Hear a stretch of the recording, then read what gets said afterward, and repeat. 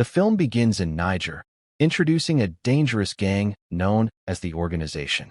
This syndicate completely controls the city of Shanti, with the goal of producing the world's most professional assassins. The organization's vehicles arrive at an abandoned house where they are holding one of their men captive for betraying them for a higher price. Inside, the traitor is chained in iron shackles.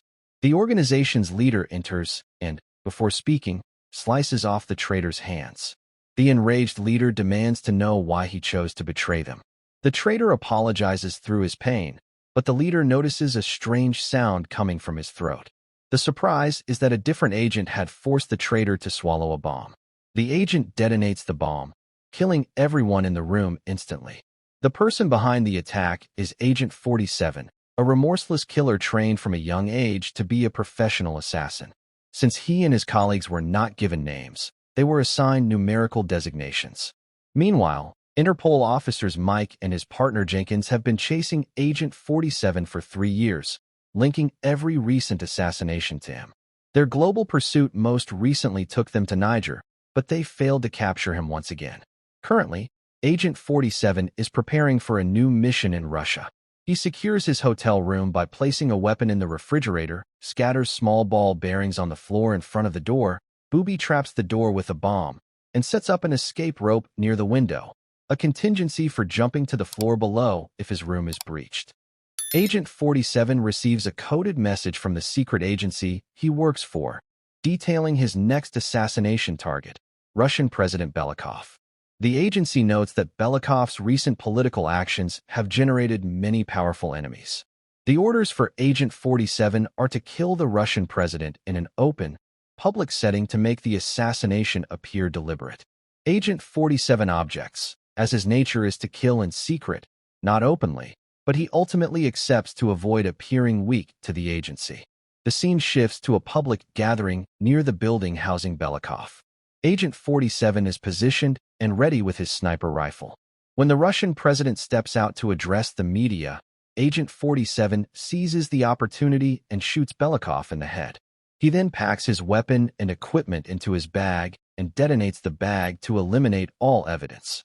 Having completed his mission, Agent 47 prepares to leave the city and board a train, but he receives a message from his agency informing him that someone witnessed the assassination and that Agent 47 must deal with the issue. The witness is a woman named Nika Boronina. Agent 47 immediately tracks her down. As Boronina is about to get into her car, Agent 47 draws his pistol to kill her, but she turns and looks at him at the same moment. Agent 47 is shocked and freezes.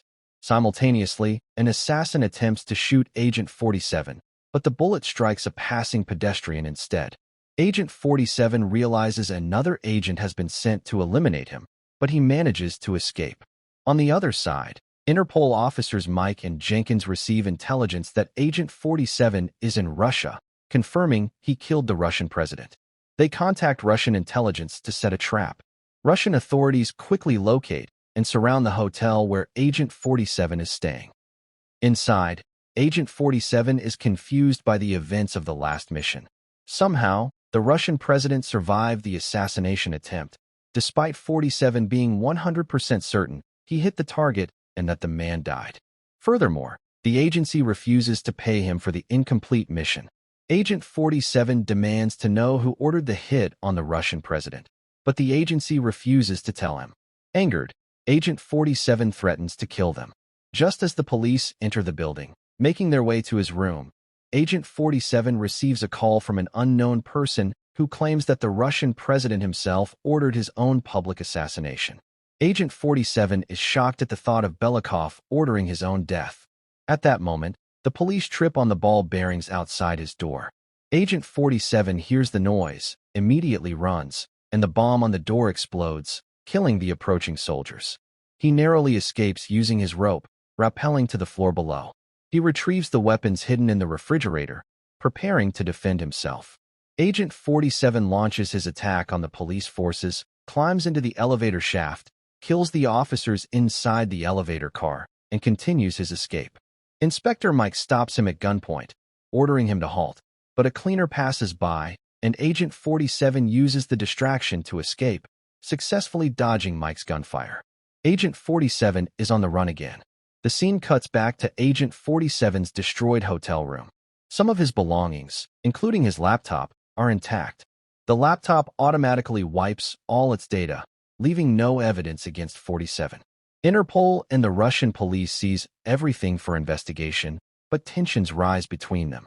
Russian Inspector Yuri refuses to allow any Interpol presence, making Mike suspicious that Yuri is hiding a secret. Meanwhile, Agent 47 changes his clothes, buys flowers, disguises himself as a flower delivery person, and goes to Boronina's apartment. The moment she opens the door, he pulls her out, kidnaps her, and puts her in the trunk of his car. He drives to an empty hotel and begins to interrogate her for information. When she refuses to speak, he points his gun at her head, but just before pulling the trigger, he notices a tattoo on her face, a tattoo that reminds him of his own past. Agent 47 hesitates, recognizing that Boronina was trained, like him, to be a professional assassin. He decides not to kill her and suggests they work together.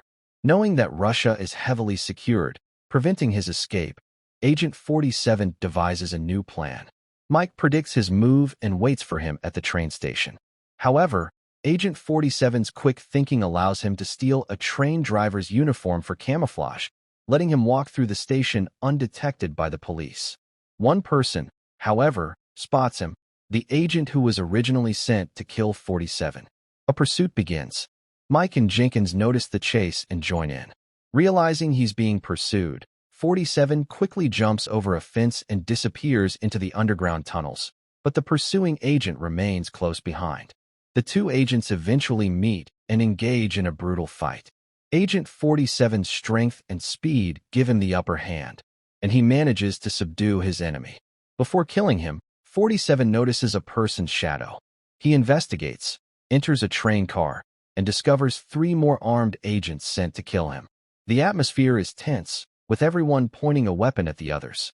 The agents agree to lower their guns and fight Agent 47 with swords. The battle begins. Despite being outnumbered, Agent 47 demonstrates exceptional skill, defeating the agents one after the other. As he is walking away, the third agent attempts to attack him from behind, but 47 notices, kicks him, and sends him flying out of the train. The intense sword fight continues outside the train. Agent 47 fights with brutal strength, eventually using his belt to choke the last agent to death. After the long, grueling battle with the 3 agents, Agent 47 returns to the first agent he had encountered and finishes him off. Suddenly, Inspector Jenkins appears. Agent 47 appears behind him, takes him hostage, and chokes him. Mike also appears, seeing his partner in danger. With no other option, Mike is forced to negotiate with Agent 47 for Jenkins' release, pleading with 47 not to kill him and dropping his weapon. Agent 47 uses the opportunity to shoot Mike in the chest. As he prepares to deliver a finishing shot, Boronina appears, begging him not to kill the officer. Agent 47 listens to her and spares Mike. Ambulances soon arrive at the station to treat the officers, but Agent 47 and Boronina have already escaped.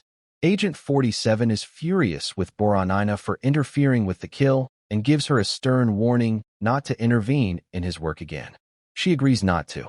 Meanwhile, Russian Inspector Yuri pressures Mike and Jenkins to leave the country, but they refuse, becoming increasingly convinced that Yuri is hiding something. Mike confronts Yuri, grabbing his jacket collar. Unbeknownst to Yuri, Mike plants a bugging device in his jacket, allowing him and Jenkins to listen to all of Yuri's calls. They listen as Yuri talks to the Russian President Belikov. It is revealed that the real president died when Agent 47 shot him, and the man currently occupying the position is merely a double. Yuri and the double plan to eliminate Agent 47, Boronina, and anyone else who stands in their way to seize complete control of the country. Shocked by what they hear, Mike and Jenkins decide they must act to stop the unfolding farce. In Moscow, an American intelligence officer wants to meet Agent 47.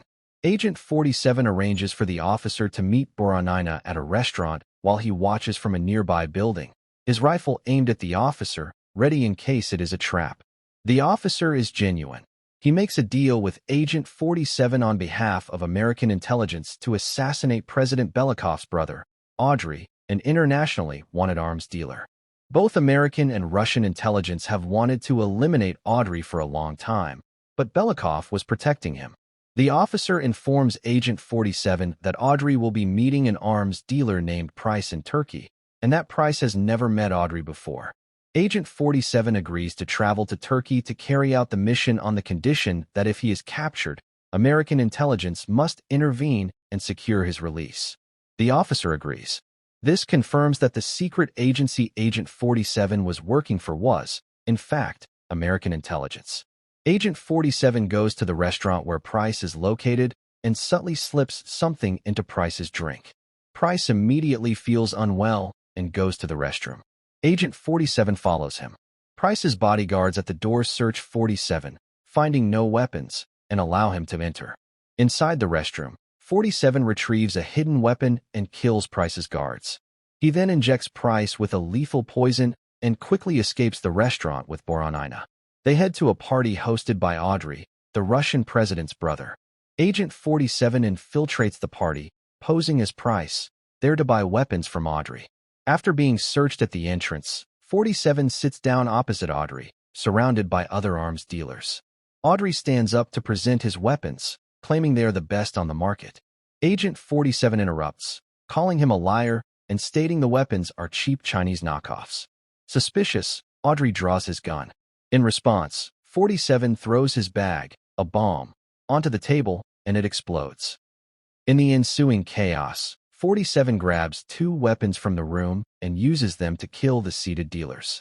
They return fire, and he ducks behind a pillar, waiting for the perfect moment to attack. While bullets rain down on him, he jumps out and throws a grenade. The resulting explosion kills everyone in the room except Audrey, who is still alive. 47 walks over and finishes the job, killing him. Agent 47 and Boronina drive toward the train station to cross the Turkish-Russian border. Agent 47 is still determined to kill the Russian president, believing he failed his mission. They board the train, and 47 bids Boronina farewell, telling her to get off at the last station and start a new life. Affected by his words, Boronina confesses her feelings, but 47 remains resolute, promising to see her again after he completes his mission. Meanwhile, at Interpol headquarters, Jenkins shows Mike an old photo of the real Russian President Belikov giving a speech, alongside a current photo of the double eating at a restaurant at the exact same time. This confirms their suspicions of a double acting as president. They then observe the fake Belikov meeting with Inspector Yuri. The fake Belikov is worried that Agent 47 is still alive and orders Yuri to kill him at all costs. Yuri returns to his office, where the lights suddenly go out. Agent 47 appears, chokes him, and abducts him. When Yuri wakes up, he is tied in chains connected to an electrical device in a bathtub full of water, with a radio device attached to his hand. Agent 47 orders him to use the radio to command a sniper to kill the fake Belikov, or the electrical device will activate, killing him. Yuri pleads for his life, but 47 refuses, giving him 30 minutes to decide. The fake Belikov, accompanied by new security, heads to the location of his speech. Mike and Jenkins are also present, anticipating that Agent 47 will arrive to finish his mission. Belikov begins his address. Fearing for his life, Yuri grabs the radio and orders a sniper to kill Belikov. The sniper obeys, firing and shattering the glass protecting the president. The guards rush Belikov away for protection. Suddenly, Agent 47, disguised in a guard's uniform, appears. He eliminates the surrounding guards, chokes Belikov, and abducts him, killing anyone who crosses his path. He enters a room, where another agency operative appears, sent to kill 47. A fierce fight ensues, but 47 overpowers him, breaking his arm and leg. 47 interrogates the fake Belikov, who confesses that he was the one who ordered the assassination of the real president. 47 is enraged at being deceived the entire time. The fake Belikov attempts to make a truce, but 47 refuses and kills him. A military helicopter appears and opens fire on the location, as the military is now aware the president is dead and there is no one left to fear. 47 finds cover and remains unharmed. After the shooting stops, he sits on a chair, places his weapons aside, and surrenders, waiting for the soldiers to arrest him. The soldiers storm the room and take him into custody. Mike is ecstatic, finally capturing 47 after a long pursuit. They place 47 in the car and drive away, but suddenly, multiple vehicles block their path. The attackers turn out to be the intelligence officer who made the deal with 47 regarding Audrey's death. Mike gets out to talk to the officer, but while they are distracted, Agent 47 manages to escape again. Mike is furious at losing Agent 47 once more.